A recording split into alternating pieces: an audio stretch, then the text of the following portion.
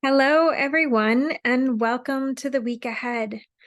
We are starting this week just in the full light of a Sagittarius full moon, which will perfect later this evening.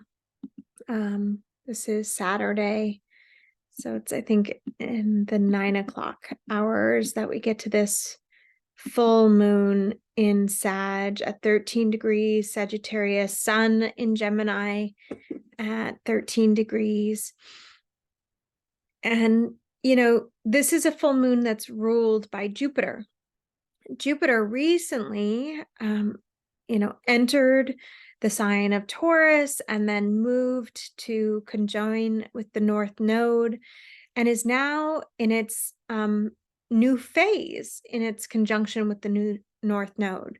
So we have a ruling Venus who is ruling over this Jupiter in Taurus, and we have Venus in Cancer at some of the late degrees of Cancer being ruled by the moon. And so this is really about being able to look at all of the lessons that we've received up until this period of time and how that wisdom and the learning and the growth and the development is actually informing the truth of who we are.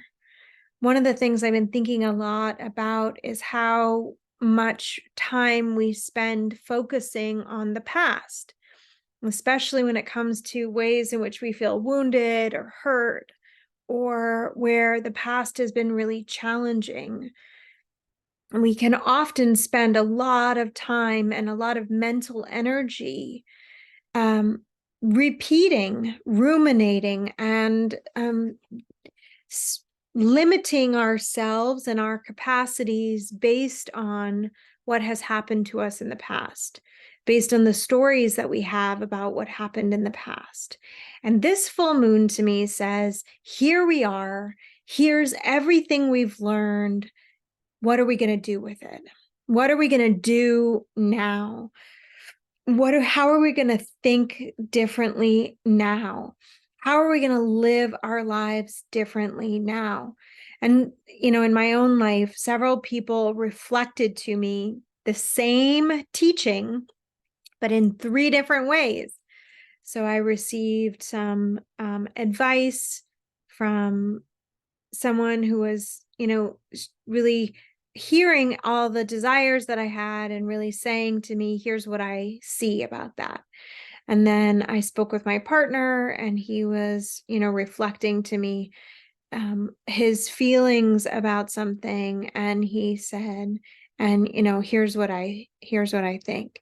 And then I was receiving some coaching from a coach, and she was like, and here's what you should do. And when we get that, I don't know if you've ever had this, but where in the same week or in the same couple of weeks, you get the same repeating theme coming up, there's a little light bulb that goes off. And when that is, when we can begin to see, oh, maybe the information I could feel with each of them, there was like some truth in what they were saying, right? Our ability with Jupiter ultimately is to expand, right? We have a Jupiter in Taurus for the next year. This is 12 months of expansion. I just recently did this class, The Source of Resource, on the entire Jupiter transit and all things wealth and abundance. And there was so much learning for me in offering that as a very Jupiter expansion. I heard the call of spirit guiding me to offer this class. And there were even lessons for me in feedback that I received that I had been integrating. But this full moon is also bringing us to a lot of the culminations of things. We're coming to, in many ways, we've already come to the end of a lot of cycles. So we're coming to the end of Venus in Cancer. Mars is already in the sign of Leo, moving ahead of Venus right now. We're out of the shadow of Mercury retrograde, and Mercury is moving towards applying to its conjunction with Uranus, which will happen on Sunday. We've had Jupiter move all the way through the sign of Aries and into Taurus and all the way through its conjunction with the North Node. We had Jupiter squaring Pluto and Jupiter squaring Mars. Well, now what's coming this week is Venus. Venus moving into the opposition with Pluto when she enters the 0 degrees of Leo, right? This Venus will be with us in the sign of Leo for a big majority of our time this summer. And if you haven't already watched my introduction to Love Evolution, to my current class series, in that first free class, I went through the entire cycle of Venus and Pluto and the significance of this summer's retrograde with Venus. And Venus won't be in her shadow until she gets to about 12 degrees Leo. But the ingress of any any planet into a sign is an important marker. It marks the energetic. It brings 0 degrees, fullness, right? Just the same way the last degrees of any sign bring culmination and completion of the energetics of that sign. So what is the fullness of Leo? It is the joyfulness of a child. It is the innocence and the playfulness and the full, bright spirit of the heart. When our heart is unencumbered of the past, when we are in touch with our joy, we have a thread line through to the capacity we have to create. Leo is the child in the way that it is expressive and dynamic. And Mars has already been in the sign of Leo, and that, so that energy and that drive to create may already be there. And they're going to be traveling together in this sign for a good, period of time, never really getting to conjoin with one another. What's interesting about Mars and Venus traveling together right now is that they will come very close to being together, but then Venus will station retrograde and Mars will move into Virgo. And it isn't until next year in the opposite sign of Aquarius that they actually come together, right? What does that say about the journey that we're on? That one, Venus and Mars is ahead of Venus right now, that Venus is going to go back around this summer and do an extensive retrograde period. And that the beginning of this journey this week embarks with Venus opposite Pluto, right? Our power to be ourselves lies in our power to creatively actualize, to bring what is inside of us that desires to create outside. Where we are stifled, where we feel stuck, where we feel alienated from the unique and beautiful brilliance of who we are, is the same place where we are disconnected from our joy. So these things are really critical, right? To being ourselves, to being who we are designed to be, who we desire to be.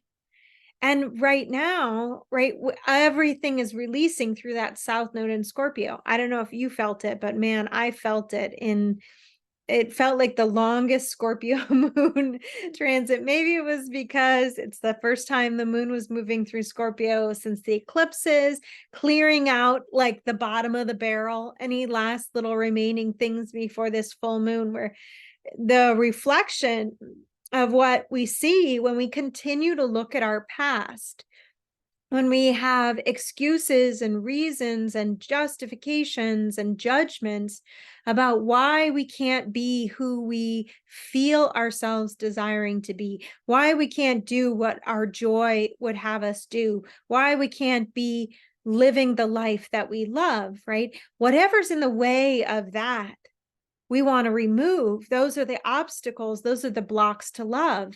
Even in a relationship, I had so many realizations and reflections about who we are being in relationship and how we learn to truly show up and be able to love one another, right? And with Mercury applying to Uranus this week and Venus opposite Pluto, like the explosion energy, I think in my month ahead, I said the first 2 weeks, I was like expansion with Jupiter, explosion, and I can't remember what the last week was. I think it's like experience or something like that.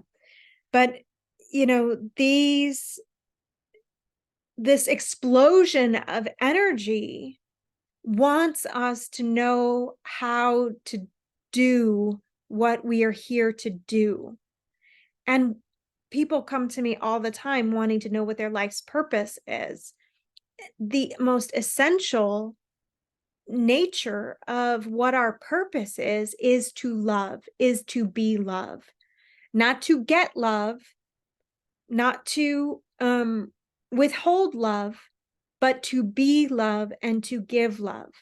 And in doing both of those things, we receive love, we expand our capacity to create, we develop our gifts, our talents, our skills and abilities that are very personal and unique to who we are, each and every one of us, right? There's thousands of artists in the world, right? But there is no artist other than you. Even it doesn't matter how many painters and what styles of painting and how prolific they are and how accomplished they are, the way that you hold the paintbrush in your life is the only way that you can do it. It is your unique way of being, the way you love the canvas with your colors and whatever this is for you, right? We all have something that we are called to create. One of my mentors and a teacher of mine, she calls us being at cause in our life, at the cause of what we're creating. And this is where Mars, representing our will and our desire, can really be supported right now to help us be at cause to create things that we love, that we desire, that are beautiful. And the hard work, of Saturn is maybe having the discipline and the devotion to allow oneself the space and time to create, right? If we want to have a different kind of life experience, we have to begin to do the things that would enable us to create that. If we want to grow something in our lives, Jupiter is here to expand everything in that Taurus house, right? But that expansion needs boundaries. That expansion needs roots. And that expansion needs to be driven, or calls us, if we're really listening, to be driven by the desires of our heart, not by what we can get, not by, what other people's opinions are, or other people's, conditioning, not even our own conditioning, right? With Leo, we can actually come into some fresh conditioning. With all this Uranian energy, I say this often, it's freedom from the known. So if you have only known suffering or struggle in your life, if you have only known relationships that ended in betrayal or hurt or abandonment, if you have only known having lack and limitation in your resources, you want that freedom from the known, because the freedom from the known is really the capacity to create something different. And a part of what that is requiring of us is both like to mitigate this expansion in a way. There's a reason why a baby grows at a certain speed over time. It's not sustainable for the baby to expand. The cell doubles and multiplies at infinite rates beyond what we could even imagine. But then at a certain point, the growth stabilizes in order to stabilize the being, in order to stabilize the environment. And that's going to be a part of the challenge with Jupiter and Taurus, is like, if all of a sudden, if we have an abundance of resources coming in, how do we manage that money? If we have, a garden that's growing prolifically, how do we share the bounty? How do we really take care of the land that we have? How do we take care of what we have will be one of the biggest questions. How do we manage our resources? How do we manage our time? How do we access more of our creative capacity while, really endeavoring to release the past as much as possible? We're in one of those last cycles where the nodes are in Taurus and Scorpio, right? Towards the, into next month, when the nodes make the shift into Aries and Libra, we're going to see a shift of Pluto, who's ruling the South Node right now, and the resolution node of our work, our soul work, is through the South Node. We're being called to release the past, to release the hurt, the wounding, the trauma. This is such a powerful time to be really engaging our healing at such a deep level, because what that empowers us to do is be engaging our creation of our life also at that same depth.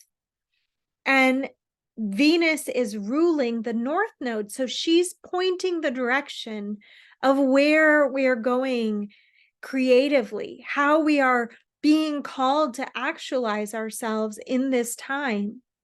And that shift is going to happen next month, where now Venus, she's ruling the North Node. Next month, she will be ruling the South Node.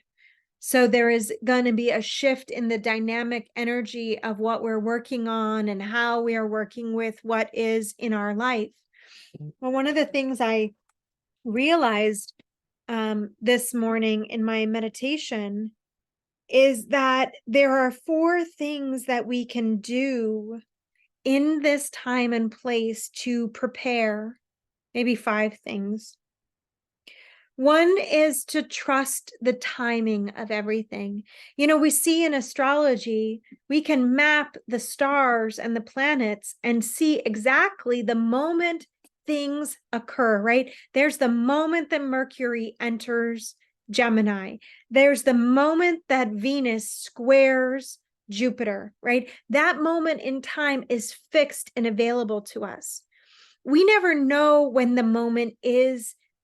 When are we going to reach that point of awakening? When are we going to have an experience of falling in love? When are we going to give birth to that baby? When are we going to make that move that we've been hoping for, wishing for our whole lives? Right? There are some of those big moments. They all have a moment in time and space. We cast a chart for the moment of your birth. That's the reflection of your soul's, blueprint for the lifetime. That's such a sacred moment. Think about how each and every present moment has a chart. In that way, we have to learn how to trust the timing of all things. Then the second thing we can do is expand our capacity to create. That means if there's too much stuff in your life, taking your time for things that you don't get joy from, that you're not loving, there is a calling to let those things go. There is a calling to release things, to say no to things, to say, I'm not available for that. I can't do that. To stop thinking the same thoughts and to invite new perspectives into our life. We can create energetic space for more, and simultaneously in that be focused so clearly on releasing the past. Think about how much energetic space it takes for you to tell the same story over and over and over again. Your mind has to hold on to that pain. That pain has to come back every time that story comes up.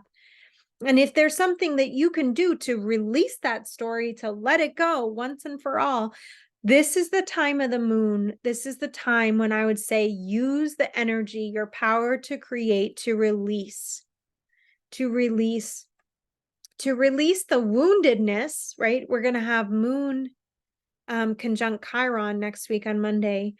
But it's like we're releasing so that we can create space for more.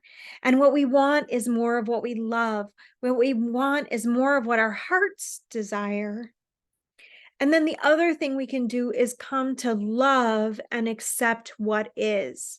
That might be the hardest practice, especially if what is in our life has been something that's been serving or fueling a pattern of discontent or victimization, or if it feeds a certain level of fear or insecurity that we've been facing.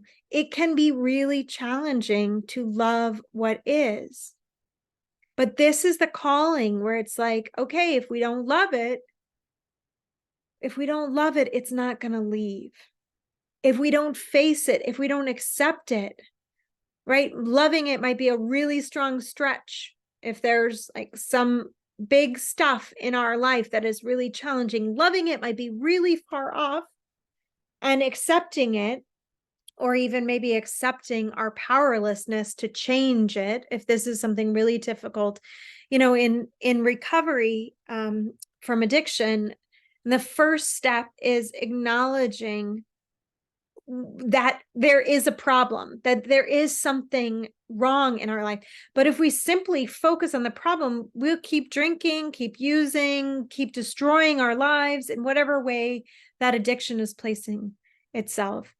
But if we acknowledge that there's a problem, and that the problem in our life is bigger than us, bigger than what we can do, bigger than how we can change it, in that acknowledgement, there is acceptance, right? There is an opening in that. And then the next thing, if we have the willingness to desire it to change, we can give it over to the force of all grace, of all love that loves us, that would desire for us to be well. So this can be applied to any area of our life. And frankly, to the world, which is in a state of constant crisis, disrepair, war, disease, famine, poverty, struggle, like everything that you deal with in the microcosm of your life is a part of the macrocosm of our world that needs healing, that needs love, that needs at first and at least our acceptance of it as it is, and then our opening to what can bring about a shift in our reality. And I love this time of the moon, this last quarter phase where we're really integrating the lunar cycle. So I would leave it at that for this week. We have a really powerful energy with Venus in the sign of Leo. We have really powerful energy with Venus square Jupiter. We have really powerful energy with Mercury conjunct Uranus. So let's use that power and the wisdom that we have and the capacity that each and every one of us has to create the beautiful art, the masterpiece of our life, to create more joy in our lives, to be like little children who don't have, a list of to-dos, and they don't have limitations in their mind, because anything that they can imagine is real. And that's really true, right? The imagination of a child is such a powerful thing, because the imagination of a child knows that unicorns are real, that fairies and magic exist. And the children, especially when they're very young, before we've taught them who they are and what they are and how limited they are, right? We learned all of that. This is the unlearning process, right? Pluto in Aquarius is helping us deconstruct, right? The socialized identities that have formed. And some of those have limited us from being how uniquely beautiful and creative and our capacities. And some of them are serving to hold a collective container of agreement that does not functionally allow for more joy. And we have to break free of that. We have to create from a place that says, I don't know that there's any limitations. Unicorns exist. Why not? Why not? And then, right, that's the Jupiter expansion. And then we build the Saturn discipline into our daily devotion to what we are called to create, into the way that we meet our pain and our struggle and our suffering and our healing process.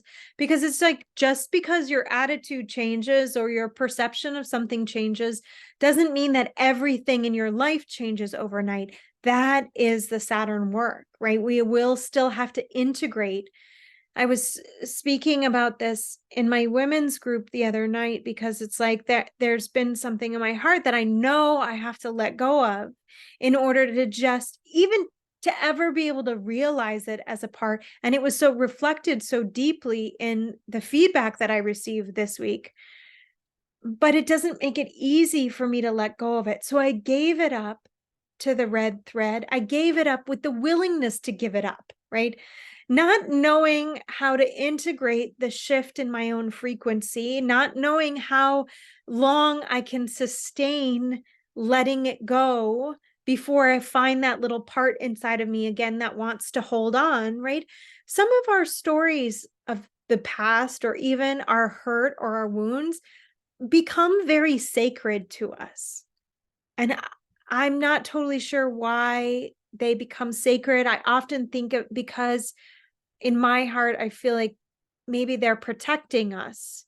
Like the idea that we hold on to a wound because the thought that if I let this go, if I forgive this person, that means it will happen to me again. But Uranus is freedom from the known. When we liberate from something, we get to experience what we haven't known before. So that's the good news, my friends. And so, yeah, I mean, and then we're attuning in our prayer, in our work, in our focus. How do we focus our mind so that we're focused on what we're here to create? We're focused on the beauty, on the grace, on the joy, on the, like, I'm looking for my unicorns today. Where are my unicorns at? So if you love this video, please give it a like, subscribe to my channel. I would love it if there's something that touched your heart, that you leave me comments in the comments. As always, I hope that you have a blessed week, my friends, and I will see you again next week. Bye for now.